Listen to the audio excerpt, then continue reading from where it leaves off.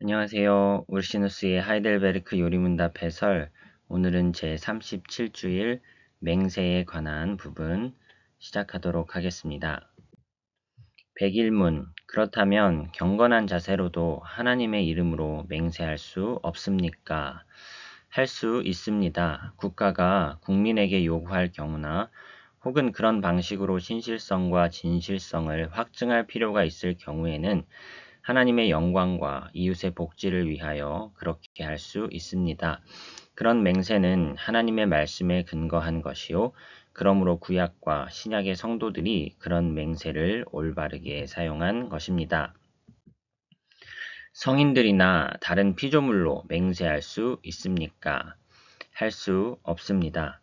정당한 맹세는 오직 하나님만을 홀로 마음을 살피시는 분으로 여겨 그를 불러서 진실을 증언해 주시고 또한 내가 거짓으로 맹세할 경우 나를 벌해 주시기를 구하는 것인데 이러한 존귀는 피조물에게는 합당하지 않은 것입니다. 맹세란 무엇인가? 성경에서는 맹세를 하나님께 드리는 예배 전체를 가리키는 뜻으로 사용하는 경우가 많다라고 우르시누스는 주장합니다. 그날의 애굽 땅의 가나안 방언을 말하며 만군의 여호와를 가리켜 맹세하는 5성읍이 있을 것이며 내게 모든 무릎이 꿇겠고 모든 혀가 맹세하리라. 여기서 말하는 이 맹세는 예배 전체를 가리키는 의미가 있다라고 울시누스는 인용하고 있습니다. 맹세란 적절히 말하면 하나님을 나의 마음을 아시는 분으로 여겨 진실에 대해 증언하시고 내가 거짓으로 맹세할 경우 나를 벌해달라고 그에게 구하는 것이다. 본 요리 문답은 정당한 맹세를 이런 식으로 정의하는데 이 정의는 사도 바울의 다음과 같은 말씀에 나타나는 맹세의 형식에서 취한 것이다. 고린도 후서 1장 23절에 내가 내 목숨을 걸고 하나님을 불러 증언하시게 하노니 내가 다시 고린도에 가지 아니한 것은 너희를 아끼려 함이라. 다소 사적인 일로 사적인 일을 확증하는 데 있어서 하나님의 이름을 걸고 맹세를 하고 있는 사도 바울의 모습을 볼 수 있다라고 볼 수 있겠습니다. 우리는 오직 참되신 하나님의 이름으로 맹세해야 한다. 하나님께서 오직 그만이 두려워하며 예배해야 할 분이시므로 오직 그로 말미암아서만 맹세할 것을 명령하시기 때문이다. 저희가 이제 맹세에 대한 부분을 10계명의 제 3번째 계명 여호와의 이름을 망령되이 일컫지 말라라는 부분에 이어서 이제 맹세 파트를 다루고 있는데요. 이 3번째 계명과 이 4번째 계명 역시 또한 예배와 관련된 입장이다라고 우리는 해석하고 있는 것이죠. 내 하나님 여호와를 경외하여 그를 섬기며 그에게 의지하고 그의 이름으로 맹세하라. 예배와 관련하여서 마찬가지로 맹세도 하나님의 이름으로만 해야 된다라고 주장하는 것이죠. 하나님께서 다른 누구의 이름으로도 맹세하지 말 것을 적극적으로 금하신다. 다른 신들의 이름은 부르지도 말며 라고 말씀하셨죠. 하나님께서는 이름을 불러 아뢰므로써 드리는 예배를 오직 자신에게만 드리기를 원하시며 또한 맹세로서 그를 피조물과 함께 두는 자들을 정죄하신다. 맹세는 그 이름이 걸린 그 존재에게 마음과 양심을 아는 지식과 편재성을 돌리는 것이기 때문이다. 또한 우리가 누구의 이름으로 맹세한다 할 때에 그가 반드시 무한한 지혜를 소유하고 있어야 하며 또한 마음을 아는 지식이 있어야 한다는 것을 가정하는 것이기 때문에 이러한 영광은 하나님께만 합당하다라는 것이지요. 요한복음 2장에 이는 그가 사람의 속에 있는 것을 아셨음이라 라는 말씀을 근거 구절로 들어주고 있습니다. 우리가 맹세할 때에 그것은 우리가 이름을 걸고 맹세하는 그분에게 형벌의 시행을 맡기는 것이요. 또한 진실을 유지하고 거짓 맹세하는 자들을 벌하는 데에 필요한 그런 권능을 그분에게 돌리는 것이다. 사람으로서는 거짓 맹세하는 죄를 범하는 자들을 벌할 수가 없다. 왜냐하면 사람이 그 마음속에 있는 것을 알지 못하므로 그들의 맹세가 거짓인지 참인지를 분간할 수 없기 때문이다. 그리고 제가 생략하였었는데요. 썼으면 더 좋았을 뻔한 내용. 거짓 맹세하는 자들의 권세가 너무 클 경우에 어떠한 사람의 힘으로 그들을 처벌하기가 어려울 수 있기 때문에 전지전능하신 하나님께 거짓 맹세를 하는 자들을 벌해달라라는 형벌의 시행을 맡긴다는 의미에서 하나님의 이름으로 맹세해야 한다라는 내용이 이어지고 있습니다. 그러므로 지금까지 논의한 내용으로 볼 때에 성인들이나 기타 피조물들의 이름으로 행하는 맹세는 우상숭배다. 하나님께서 금지하시는 것이라는 것이 분명히 드러난다라고 말할 수 있겠습니다. 그리스도인들이 하는 맹세는 정당한 것인가? 국가의 통치자들이 요구하는 경우나 기타 필요한 경우 하나님의 이름으로 신앙적인 맹세를 하는 것이 정당하다라는 것은 다음 4가지 논지를 통해서 입증할 수 있다. 첫째, 하나님의 영광이 드러나도록 함. 진실이 드러나는 것은 하나님께 영광이 되는 것이다.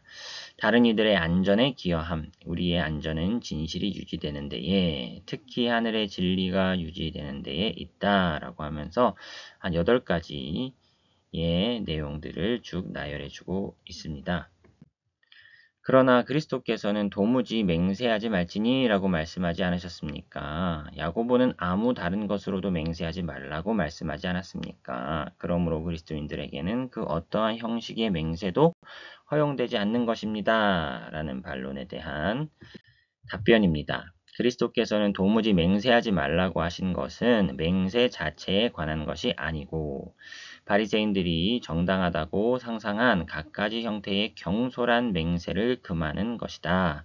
그러므로 그리스도의 이 말씀은 직접적으로든 간접적으로든 거짓으로나 경솔하게 도무지 맹세하지 말라는 의미라기보다 또한 아무 다른 것으로도 맹세하지 말라라는 뜻이라기보다는 경솔하고 거짓된 맹세를 금지하고 계신 말씀으로 해석해야 된다라고 우리는 이런 입장을 취하는 것이죠. 바울이 이렇게 맹세를 한 경우들이 있다. 내가 그의 아들의 복음 안에서 내 심령으로 섬기는 하나님이 나의 증인이 되시거니와 내가 내 목숨을 걸고 하나님을 불러 증언하시게 하노니 내가 다시 고린도에 가지 아니한 것은 너희를 아끼려 함이라. 내가 그리스도 안에서 참말을 하고 거짓말을 아니하노라. 이러한 논지들과 신뢰들은 신앙적으로 맹세하는 일이 신약의 성도들에게도 정당하다라는 것을 분명히 입증해주는 예가 된다라고 주장을 하는 것이죠. 어떠한 일들에 대해 맹세해야 하며 어떤 맹세가 정당하며 또한 어떤 맹세가 정당치 못한가? 하나님의 말씀에 분명히 어긋나지 않는 맹세만이 정당하며 또한 참되고 분명히 알고 정당하며 가능하며 무게 있고 필수적이며 유익한 것들에 대해 맹세하는 것이 정당한 것이고요. 그렇게 중요하게 확증할 만한 가치가 있는 일이나 하나님의 영광과 이웃의 안전을 위하여 확증을 요구하는 일들에 관한 맹세여야만 정당하다. 정당한 맹세 이렇게 정의를 해보았고요. 반면에 정당치 못한 맹세들은 하나님의 말씀에 분명히 어긋난다거나 거짓된 것, 불확실한 것, 그리고 맹세 이행이 불가능한 것, 그리고 가볍고 하찮은 일에 관하여 행하는 맹세는 정당치 못한 맹세며 이런 일에 대해서는 맹세를 해서는 안 된다. 맹세를 하는 주된 이유는 하나님께 영광을 돌리며 이웃의 공적이며 사적인 안전을 위하는 데에 있어야 하는 것이다 라고 정리해 볼 수 있겠습니다.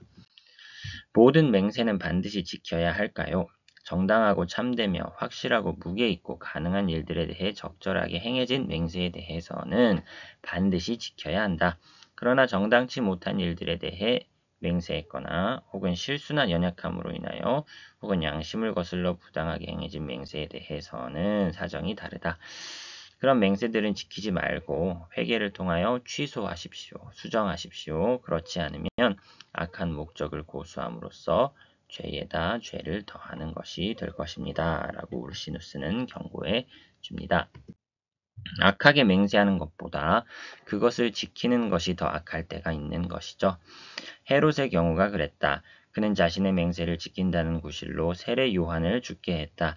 우상 숭배적이며 거룩하지 못한 독신 생활에 대해 맹세하고 그것을 지켜나간 수도사들 역시도 같은 말을 할 수 있을 것이다 라고 맹세를 차라리 이런 사람들은 지키지 않는 것이 더 낫겠다, 좋을 뻔했다 라고 말하고 있는 것이죠.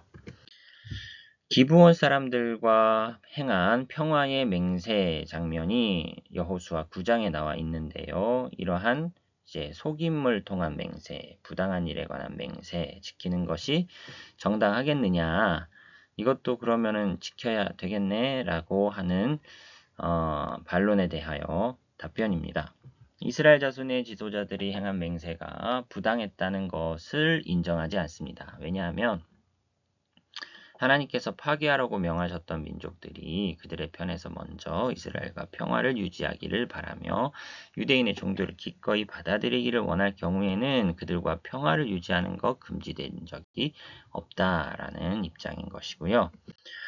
이스라엘 사람들이 이 맹세를 지킨 것은 비록 속임수에 속아 기브온 사람들이 먼 나라에서 온 것으로 잘못 알고서 맹세하긴 했어도 일단 맹세를 했으니 싫어도 지켜야겠구나라고 생각한 것이 아니라 첫째로 그 맹세를 지키지 않음으로써 하나님의 이름이 이방 민족들 사이에서 조롱을 받게 되는 불상사를 막기 위함이었고 둘째로 평화를 추구하며 이스라엘의 종교를 받아들이고자 하는 자들을 구원하는 것은 정당한 일이었기 때문이다 라고 해석해 줍니다. 강제에 의해서 억지로 행한 맹세는 과연 지켜야 하는가? 그 맹세에 부당한 점이 전혀 없거나 혹은 그 맹세가 정당한 맹세에서 반드시 요구되는 그런 조건을 지니고 있다면 그것들이 우리에게 불이익과 해가 된다 할지라도 지켜야 하겠죠. 그러나 분명히 잘못된 맹세일 경우에는 아무도 지킬 필요가 없고 죽임을 당할지언정 강제에 의해서 억지로 맹세하는 일은 행해서는 안 된다. 특별히 잘못된 일에 대해서 목숨을 담보로 강제로 억지로 맹세를 시키는 일을 행해서는 안 될 것이죠.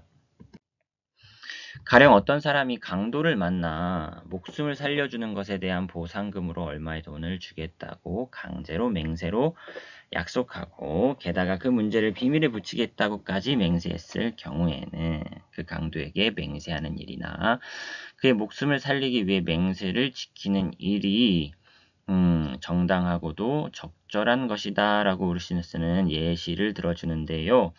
맹세하는 일이 정당하다면 그것을 이행하는 것도 정당하며 그 반대도 마찬가지이기 때문이다 라고 강도에게 목숨을 담보로 강제로 맹세를 했을 경우 지키는 것이 정당하다라는 것인데요. 반론입니다. 사회에 해로운 일에 대해서는 맹세를 해서는 안 되며 그런 맹세를 했을 경우에는 지키지 말아야 한다. 그런데 강도에게 맹세하는 것은 사회에 해로운 것 아닙니까? 그러므로 그런 맹세는 하지 말아야 하고 했을 경우라도 지킬 필요가 없다라는 것인데요. 이에 대한 답변. 사회에 해로운 것은 약속해서는 안 된다. 그렇죠. 그거 동의한다. 단 그런 약속을 하지 않아도 생명에 위협이 없을 경우라면 그렇겠지만 이 경우에는 생명이 담보로 된 강제적 맹세였는데 또한 소전제도 인정할 수 없다. 강도에게 그런 약속을 하고 또한 그 다음에 그 약속을 이행하는 것은 사회에 해로운 것이 아니라 유익한 것이다 라는 것이 우르시누스의 생각인데요. 왜냐하면 그런 은밀한 맹세를 요구받은 그 사람이 그런 정황 속에서 그런 맹세를 통해서 목숨을 살리는 것이 더 낫다. 이것이야말로 사회에 유익한 것이다 라고 판단하기 때문인 것입니다. 반면에 협박하는 강도에게 맹세로 약속을 하지 않았다면 그 사람이 죽임을 당했을 수도 있지 않겠냐. 그렇게 되었다면 사회나 그 자신에게나 손실이 되는 일이다. 그러므로 강도에게 맹세로 은밀하게 약속하는 것이 더 낫다. 왜냐하면 사회의 한 구성원이 살해당하는 것보다는 그것이 국가에 덜한 악이 되기 때문이다 라고 해석을 하는 것이죠. 하나님의 율법에 따라서 우리는 더 작은 악을 선택할 의무가 있기 때문에 목숨을 잃는 큰 악을 선택하느니 목숨을 부지하여 강제로 억지로 맹세를 하고 그것을 시행하는 것이 더 작은 악이며 더 우리가 선택해야 하는 바이다 라고 울시누스는 해설해주고 있습니다. 오늘의 결론입니다. 맹세할 수 있습니다. 하나님의 영광과 이웃의 안전을 위해 신약의 성도라 할지라도 공적 및 사적으로 맹세할 수 있습니다. 그러나 거짓된 것, 불확실한 것 등에 대해 맹세해서는 안 되겠지요. 맹세는 오직 전능하신 하나님의 이름으로만 행해야 합니다. 맹세를 정당한 것에 대해 했다면 손해가 되더라도 지켜야 하겠지만 잘못된 것에 대한 맹세라는 것이 드러난다면 그 맹세를 시행하는 것보다는 취소하는 것이 더 큰 악을 막는 것이 될 것이다. 오늘의 내용 이렇게 정리해 보았습니다. 오늘도 수고 많으셨습니다. 다음 시간에 뵙겠습니다.